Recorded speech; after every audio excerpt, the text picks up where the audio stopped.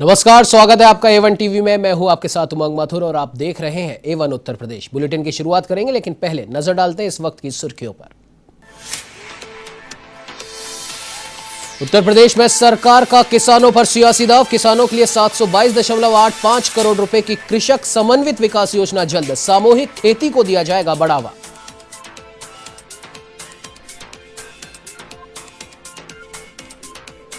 मुख्यमंत्री योगी आदित्यनाथ ने किया बाढ़ प्रभावित इलाकों का हवाई सर्वेक्षण। अधिकारियों को दिए पीड़ितों को राहत पहुंचाने के निर्देश। सूबे के 15 जिले हैं बाढ़ से प्रभावित।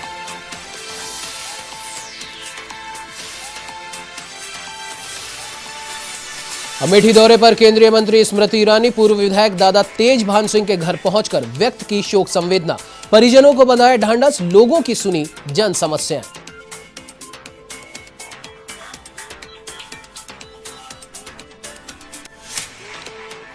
सपा विधानसभा चुनावों में राष्ट्रीय पार्टियों से नहीं करेगी गठबंधन। सपा के प्रदेश अध्यक्ष नरेश उत्तम ने अयोध्या में किए भगवान श्री राम के दर्शन। सरकार बनाने का भी किया दावा।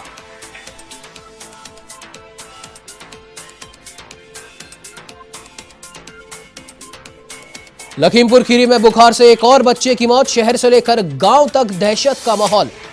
जिला अस्पताल में एक महीने में 15 बच्चों की मौत से हड़कंप। प्रशासन पर लापरवाही का आरोप।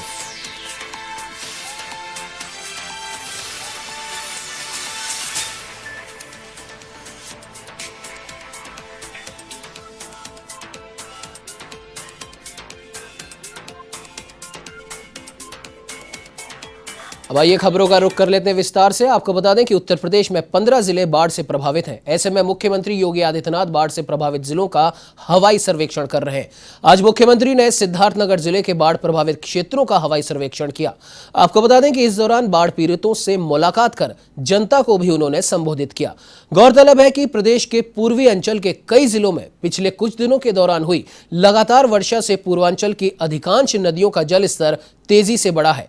सरयू, राप्ती, गंडक और रोहिन नदियां खतरे के निशान से ऊपर बह रही हैं।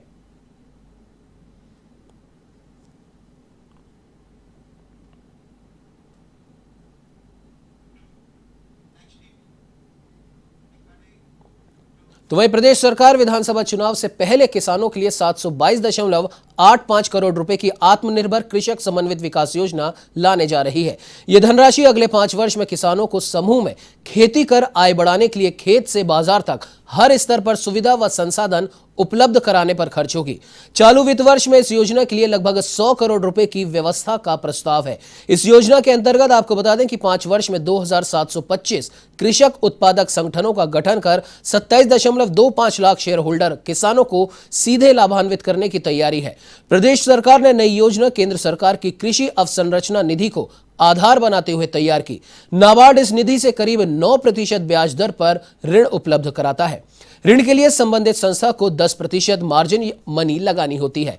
केंद्र सरकार कृषक आवश्यकताओं के लिए 2 करोड़ रुपए तक लिए गए ऋण पर 3% ब्याज अनुदान और क्रेडिट गारंटी देती है, लेकिन कृषि सहकारी समितियों को 1% ब्याज दर पर ऋण उपलब्ध कराती है।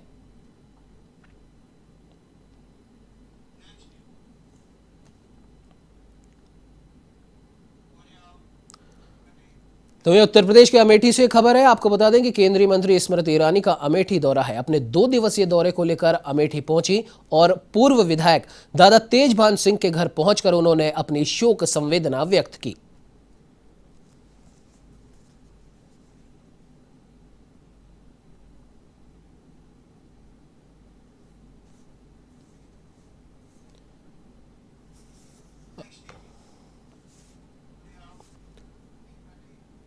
तो वही समाजवादी पार्टी के प्रदेश अध्यक्ष नरेश उत्तम पटेल की यात्रा अयोध्या पहुंची, जहां पूर्व राज्य मंत्री पवन पांडे की अगुवाई में सपा के कार्यकर्ताओं ने प्रदेश अध्यक्ष नरेश उत्तम पटेल का स्वागत किया। इस दौरान नरेश उत्तम पटेल ने बताया कि अयोध्या पूरे देश और दुनिया में जाना जाता है। यहां भगवान राम ने जन्म लिया था और हम सब लोग भगवान राम को आदर्श मानते हैं। हम प्रभु श्री राम के चरणों में आए हैं, उनसे आशीर्वाद मांगा है कि वो हमें ताकत दे ताकि हम असमानता, बेरोजगारी, भ्रष्टाचार और आर्थिक विषमता के खिलाफ लड़कर समाज की सेवा कर सके।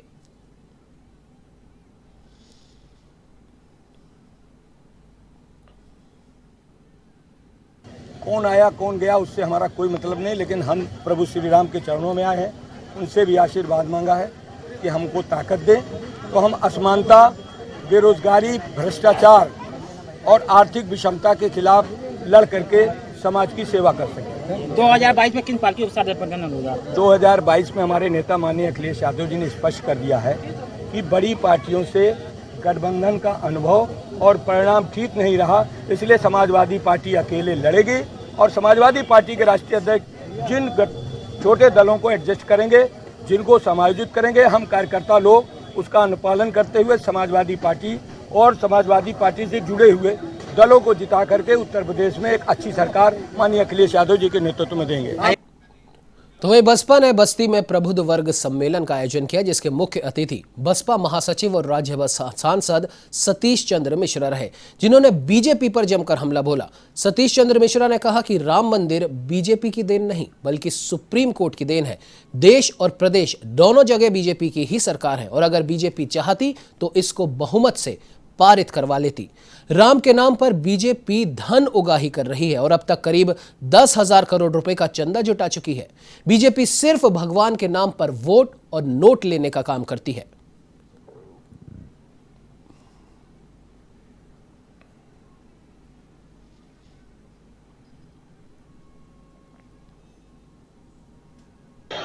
और वो नकल करना चाहते हैं बहुजन समाज पार्टी की मुखिया और हम लोगों की, लेकिन प्रबुद्ध समाज जो पूरे उत्तर प्रदेश का है उसके सामने उनकी असलियत खुल चुकी है, उनका असली चेहरा सबके सामने आ चुका है।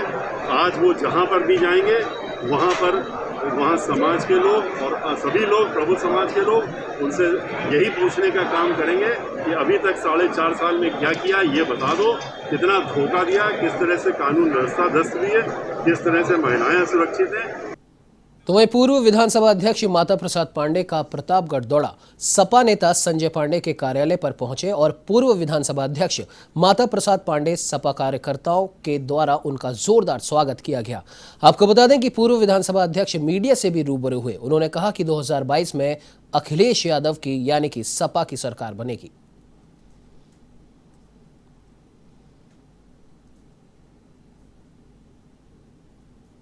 हम लोग भी चुनाव के दृष्टिकोण से ही बाहर निकले हैं, तमाम यात्राएं चल रही हैं।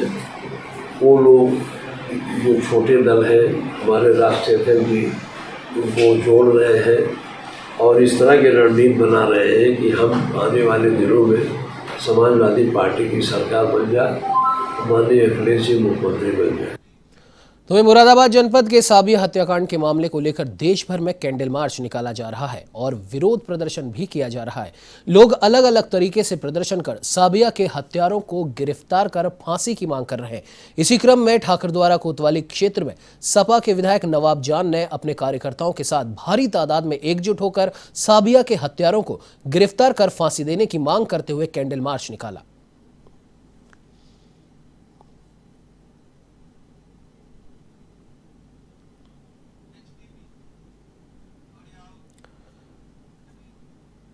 खबर बस्ती तहसील के हरैया से है, जहां हरैया में संपूर्ण समाधान दिवस का आयोजन सीडीओ राजेश कुमार प्रजापति ने किया और फरियादियों की समस्याएं भी सुनी।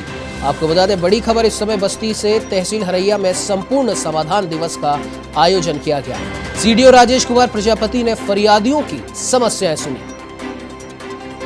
अधिकारियों तक फरियाद पहुंचाने के लिए लोगों की लगी लंबी कतार। एसडीएम सुखबीर सिंह, तहसीलदार चंद्रभूषण, नायब तहसीलदार निखिलेश चौधरी सहित सभी विभागों के अधिकारी रहे मौजूद।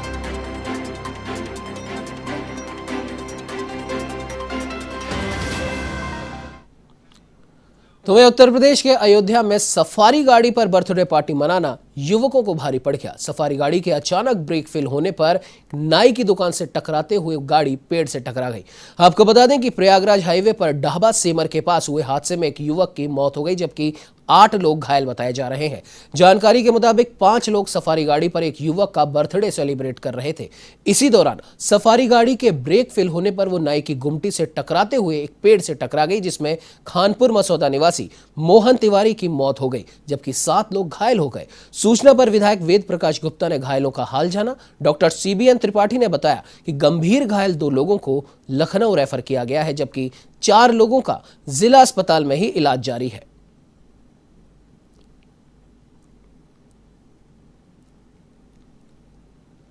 एक उसमें मृत पाया गया है और 2 लोग इतने सीरियस हैं जिनको हमें प्राथमिक उपचार के उपरांत लखनऊ भेजना पड़ रहा है। बाकी अवशेष 4 लोगों का इलाज यहीं पर हो रहा है और सबका इलाज शुरू हो गया है और वो स्वस्थ रहेंगे, कोई परेशानी नहीं।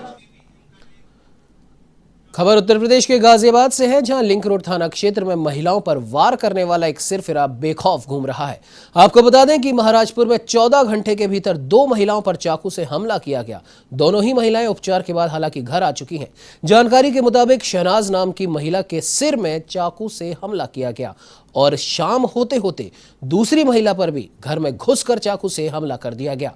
तो वहीं पुलिस का कहना है कि पूरे मामले की जांच पड़ताल की जा रही है। CCTV फुटेज के जरिए पूरे मामले का जल्द ही खुलासा किया जाएगा।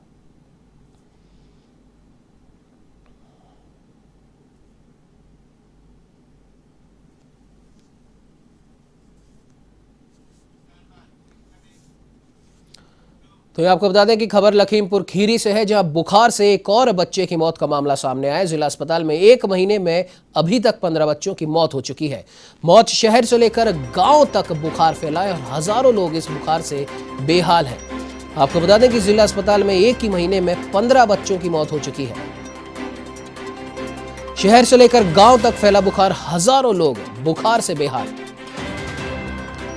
CHC PHC पर पहुंच रहे हैं बुखार के सैकड़ों मरीज। बुखार के मरीजों में सबसे ज्यादा बच्चे शामिल और यही सबसे ज्यादा चिंता का भी विषय बना हुआ है। लचर सरकारी इंतजाम के सहारे हैं ये मरीज। स्वास्थ्य महकमा और जिला प्रशासन लगातार लापरवाही बरत रहा है।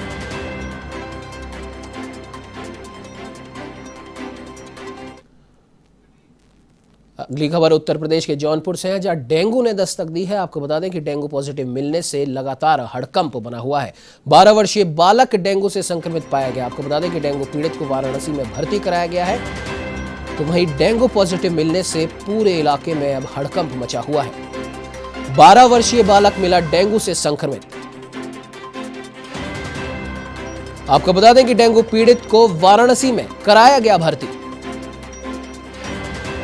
बदलापुर के कस्बे का यह पूरा मामला बताया जा रहा है। बड़ी खबर जौनपुर से आ रही है, जहां डेंगू बुखार ने हड़कंप मचा रखा है। डेंगू मरीज मिलने के बाद से पूरे जिले में हड़कंप मचा हुआ है।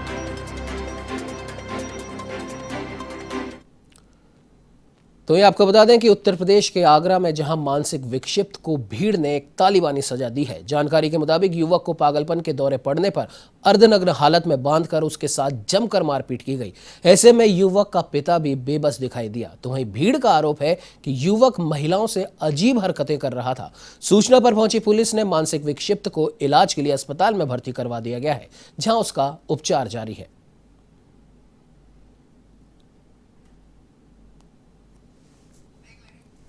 मैं अब आइए रुक कर लेते हैं कुछ और खबरों की और आपको बता दें कि खबर उत्तर प्रदेश के शाहजहांपुर से है, जहां लूट की झूठी घटना को अंजाम देकर थाने पहुंचा मुनीम अपने ही बुने जाल में फंस गया।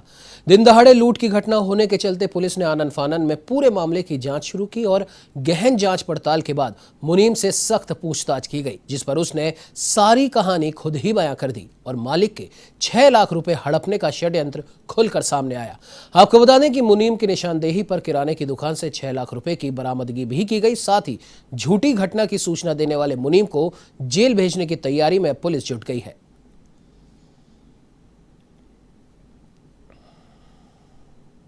कस्बे में ही स्थित एक राइस मिल और ब्रिक प्रतिष्ठान के मालिक राजीव गुप्ता की फर्म पे मुनीम का काम करता है। उसने आके ये सूचना दी कि आज वो मिल के काम से 6 लाख रुपए बैंक ऑफ बड़ौदा से निकालने गया था और रुपए निकालने के बाद जब वो उमा टाकीज वाली गली की ओर आ रहा था तो पीछे से अपाचे मोटरसाइकिल पे 3 बदमाशों ने उसकी मोटरसाइकिल आगे लगा के रोक ली और तमंचा दिखाते हुए उसका मोटरसाइकिल से जो थैला लटक रहा था रुपए 6 लाख का, उसको लूट के।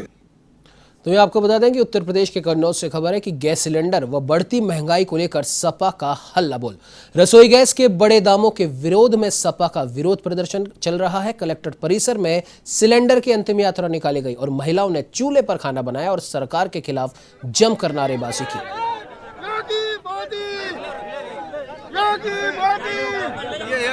तुम्हारी भी आएगी लेकिन तुम क्या।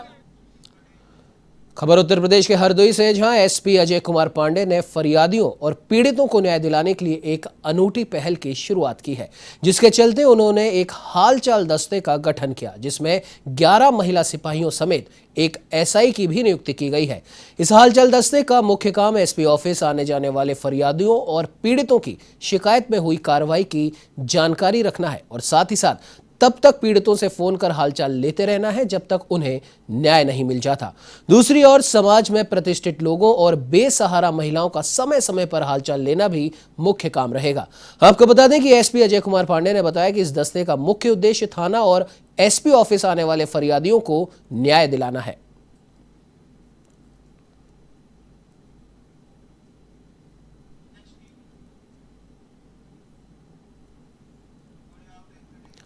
तो एक खबर उत्तर प्रदेश के बस्ती से है, जहां मदनपुरा गांव में कब्रिस्तान की जमीन पर दबंगों ने कब्जा कर लिया है। ग्रामीणों का आरोप है कि 6 महीने से अधिकारियों के चक्कर काटने के बावजूद समस्या जस की तस बनी हुई है। ग्रामीणों ने आरोप लगाया कि एक दबंग व्यक्ति ने कब्रिस्तान की जमीन पर कब्जा कर लिया, लेकिन अधिकारी इस पूरे मामले में संज्ञान ही नहीं ले रहे।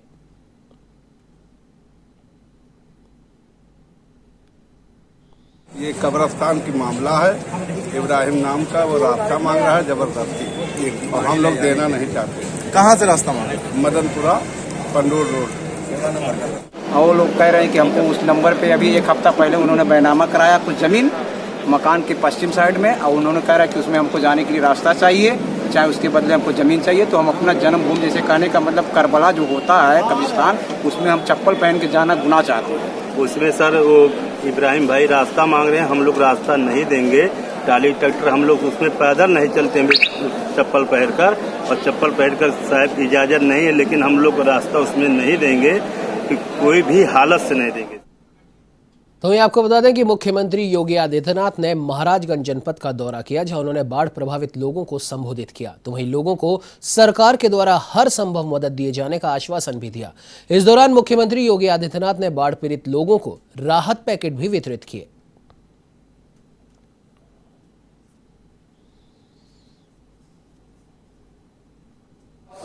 संवेदनशील गाँव में नाव की व्यवस्था करने, बाढ़ के समय में एनडीआरएफ, एसडीआरएफ और पीएसी की फ्लड यूनिट को सक्रिय करते हुए हर पीड़ित परिवार को समय से राहत प्रदान करने और बचाव के लिए इन सभी संस्थाओं को भी लगाया गया है। बाढ़ राहत सामग्री की पर्याप्त मात्रा में हर एक जनपद में उपलब्ध है। हर पीड़ित परिवार को 10 किलो चावल, 10 किलो आटा, 10 किलो आलू, दाई चना, 2 किलो दाल, रिफाइंड तेल, नमक, मिर्च मसाला, एएसआई, मोमबत्ती, यानी जो भी एक आवश्यक सामग्री आपदा के समय में हो सकता है, ये उपलब्ध करवाने के लिए पहले से निर्देश दिए गए हैं। और अभी यहाँ पर राहत, कुछ पीड़ितों को राहत मैनेजमेंट बाकी है। इस बुलेटिन में फिलहाल इतना ही। देश प्रदेश की तमाम खबरों को जानने के लिए आप बने रहिए हमारे साथ और देखते रहिए